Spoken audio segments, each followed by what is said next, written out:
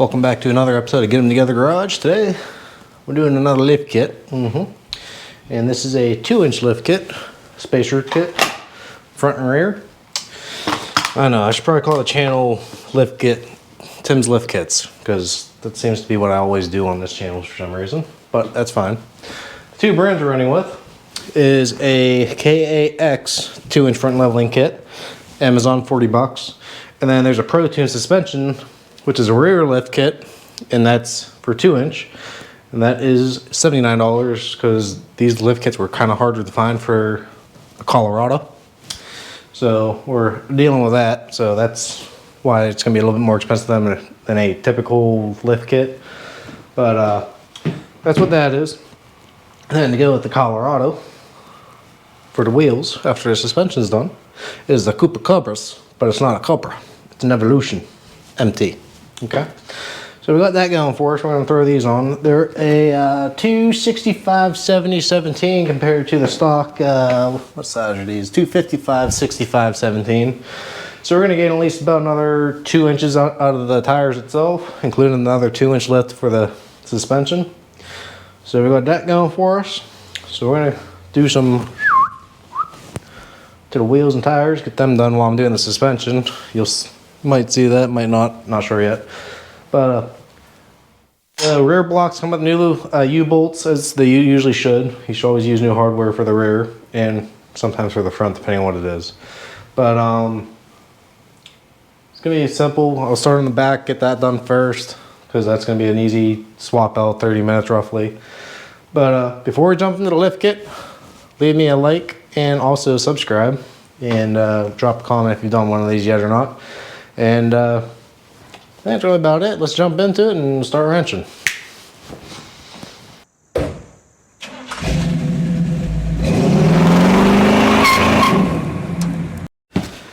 Okay, so first thing I'm going to do for the rear, I'm going to take the tires off, and then we'll start getting the shocks dismounted. We'll start getting the U-bolts unmounted, and I think there might be one e-brake cable we're going to have to undo, but I'll show you if I have to do it.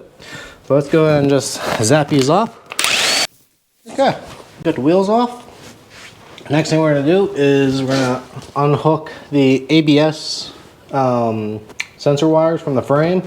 There's a plastic clip up there, it's a quick release, just so we don't have to get into risking breaking a wheel speed sensor, because they're not always fun to replace. So we're just going to disconnect from up here so we have enough drop on this. So we're going to go ahead and take that off. Next thing we're going to do is unhook the shocks, and they are a 21mm wrench. And I'll just kind of zap to it like. Alright, next thing we're going to do is make sure you have supports underneath your rear end. Keep the jacks under there, keep it from falling down, and that's to keep the pinion from sliding forward, so this won't tilt downward up in the front. So that way we can get the right angle on this, and we can put it back up with ease. So now we're going to go ahead and get these bolts off on both sides, and we're just going to go ahead and zing to it. Okay, we got the U-bolts off, and we got the shocks dismounted.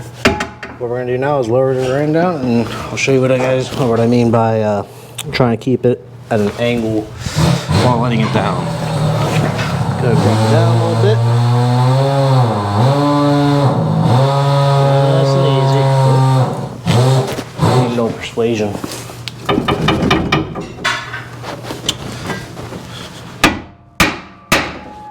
Like that. Go do the other side. All right.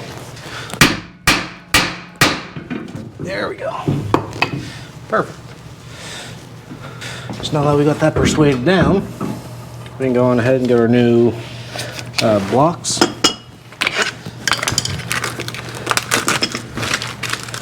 And you always want the angled side, like how this one is, towards the front, so that way the pinion's angled upwards, so you have the right pinion angle. Right? Yep. Down a little bit more.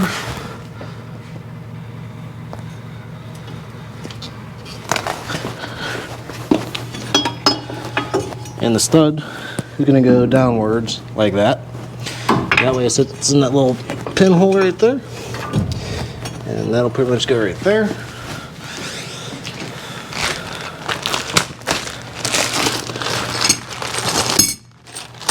then we're gonna need our new U-bolts. And what these do, you can see the difference in length of what they used to be. And that just kind of takes the place where the original one was. That can go there. This goes here. Beautiful. So then we take our new hardware we got.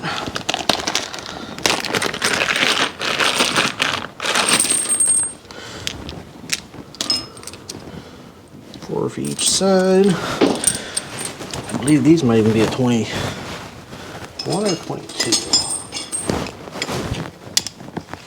These are 22 now. So you're gonna need a 22 millimeter socket to install these ones on whenever you go to put them on.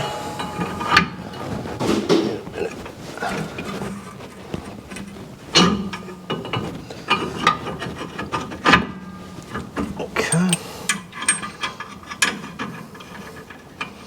We'll have to push the axle back a little bit to get that pin to set right.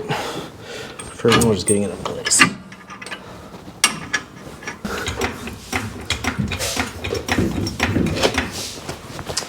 Okay, we got this side seated. We'll get these snugged up so it can't move out. Almost. Let's see, how's that look?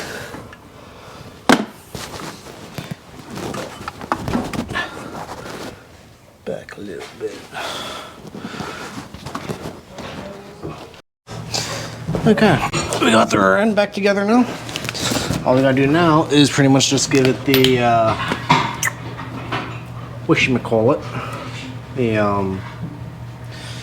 what's it supposed to be?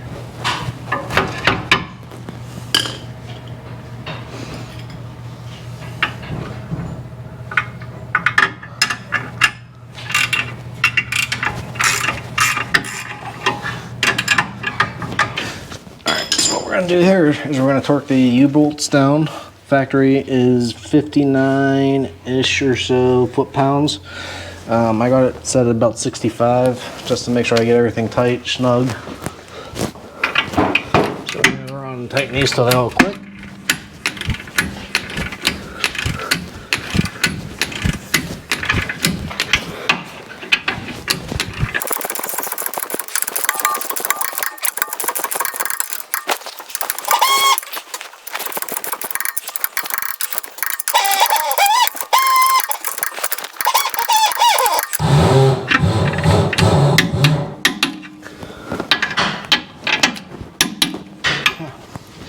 And that's about it for the leaf springs. What we can do now is we can take our bolts for the shocks, throw them back in.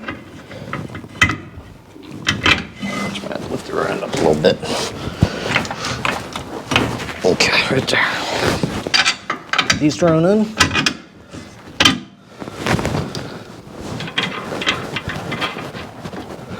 And boom. Pretty much good to tighten that shock up. Throw your whatchamacallit cable back in for your speed sensor, and that's about it. So we're gonna go ahead and snap that. Okay, now that the back end's all tightened down, torqued up, wheels back on. Can't show you those yet. But now we're going to start on the front. We're going to get these wheels off, start getting some tie rods, going to disconnect the sway bar. I think we may or may not have to pull the axle out, I'm not sure yet. But yeah, then get the strut out after we get steering stabilizer and disconnecting the upper control arm from the knuckle and so forth. So let me buzz these off and we'll move on to the next part. Okay. So now we got this fur. We're gonna need to get the sway bar mounted from the frame. It's gonna be on both sides. I'm gonna try to fight this and hopefully not break nothing. I might need a little bit of heat on that sway bar link. And then what we're gonna do is we're gonna disconnect this from the strut tower, and we're going to remove this clip here. And then what we're gonna do first is Might loosen this up first, break that free on the upper control arm, and then we'll get the strut loosened, and then we'll start taking the bolts out for the strut. It should all just kind of fall out as an assembly, but we're going to loosen both of these on the sway bar on both sides, so that way this can just kind of go out of the way, just kind of hang here, and then we'll move on from there. So let me go and get some stuff figured out, and we'll show you. That was a 12. The bolts for the sway bar underneath of here are 10s. I had a socket. I believe that this is a 14 or 15. I'm gonna say it's probably gonna be a 15. Let's see. It's definitely not that too much. It's a 14, and then underneath I'm gonna say it's probably gonna be a 14 as well. Or oh, it's a 13. Jeez. What size is you?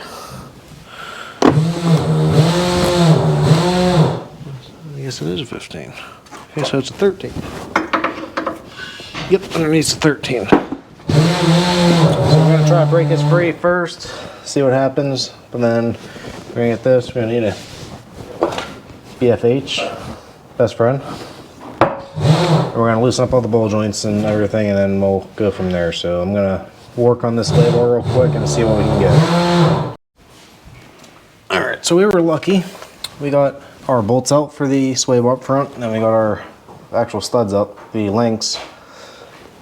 So that's good news. So this is just kind of chilling in the way, because before we had it unmounted, it was set up like right about here, and you wouldn't be able to get the strut out with that. So what we're gonna do now is loosen up this bolt here, and we're gonna loosen this one. We'll tap this one first, then we'll fully loosen this one, so that way, while you're trying to loosen this bolt, the wheel won't turn on you. So we're gonna go and do that and see what we can do. Okay, we got everything out. Control arm's loose. The ball joint luckily just kind of slipped out, so I had to get a pry bar to pry it down to keep this tensioned on it, in case yours does too, to get the nut off. So that way this doesn't spin inside the knuckle. And you got this one off too, tie rod. And the sway bar's out of the way, and I got the strut out. Had to lower it down a little bit. Just keep an eye on your axle. You don't want to pull it out of the socket. The bolts on top of the strut are 18s. So there's 3 of them. And the one all the way in the very back right here, that one's going to be the pain because you can't really access it from the top. So you got to do the best with what you got. Luckily, the wrench will get in there. Just it's going to take a little time. And then 21mm bolt for the strut bolt on the lower. I'm guessing the nut stays on because it didn't come off. So that's that. But this was an 18 here also, and this was a 21, just so you guys know. But I'm going to figure out how the strut spacer goes on real quick, and I'll show you guys how these get installed, and we'll go from there. Okay, so how these struts go on is that it's going to slide over top of the bolts. You're going to be using the nuts that they give you, and you're going to have to have it halfway on to get the nuts to fit in place. But we're going to throw some Loctite on to keep these nuts from coming back out, just in case. Then we'll use the factory hardware to mount the strut back up into the strut tower. One other thing for this, you're going to have to cut the tips of the original studs off, just to make them flat with the mating surface here of the top of the spacer. So we're going to take a belt sander, sand these down, and it should be good to go in. Okay, so now that the strut's all together, we're going to have to realize what's going on is that you need that to be straight out like how it is facing you and me. And then we need the studs here. We're looking at the studs. We need one stud facing the center of the vehicle, in which the way it's set up, it's turned 180 degrees, so that way this would work. So we're going to throw that up in first, and then we'll try to get the other bolts in on the bottom to hold the strut in place, and we'll go from there. Alright, so what you want to do is you want to get the 3 bolts started up top first, and then before you connect any of the other linkages, you're going to want to try to push down easily to keep an eye on the axle again, to be able to stretch the control arm down far enough to get the strut to hold to line up with the bolt hole on the control arm to get this bolt started. Then you'll just kind of run in with the impact. It's a set nut on the back side. You won't have to worry about holding any wrenches to get it in place. So once that's in place and that's in place, that'll hold everything up. And then what we're going to try to do now, since I got this steering link mounted partially, we're going to try getting the upper control arm mounted up top. And then we'll jump onto the other side and do the exact same thing. So I'll get to you guys back when I get some stuff tightened up and see where we're at. Well, there we go. We got ourselves another lift kit done. What you want to do though on the front end, you want to torque them till, you know, feels like your elbow's gonna break, okay? That's how you know they're torqued. So do that on every bolt, nut and bolt, you know, just over torque it. That way you know it ain't gonna ever come off again, because hopefully by the time you gotta replace it, it's gone. Just kidding. Yeah, I don't know, just go till it's like tightly snug. Easiest way to say it. Gonna pop the sway bar back up in there. That's all good to go. Got the links back together. Everything went together smoothly. And before you even take it anywhere, make sure you turn the wheels each side. Make sure nothing's gonna rub, hit. I mean, it's really close to the sway bar and the strut. It's about ½ inch, but clearance is clearance. As long as you have it, you're good. So check it on both sides. And before you go doing any crazy highway miles, make sure you get an alignment done to it too. That way you can at least kind of go straight down the road. You won't wear off your new tires, okay? So that's it. That's the 2-inch lift for the 20, I think 14 to 18 or 19 Colorados. The front end originally started off at 34.5 inches tall. We're now at 37 and what was it, 5/8, give or take. And then the rear is at was at 35 3/4 roughly, and now it's at 38.5. So we gained roughly about 4 inches in the front and about 3 in the back. So all in all, it sits pretty nice. It's definitely a lot higher. Definitely a way the Z71 should have come off the assembly line, but sometimes we can't have all the apples. So at least now you can say, you know, this is how it should have come, okay? But that's gonna do it for us. I'm gonna go take it for a test drive, make sure nothing's wrong with it, and make sure nothing sounds out of bound for what we need. And that's about it. Thank you guys for watching. We'll catch you on the next build. I don't know what we're doing next. I know we're still gonna do some more body work on the Jeep, so it's probably gonna be that next. We'll see. So yeah, keep on wrenching, guys. Thank you guys for watching.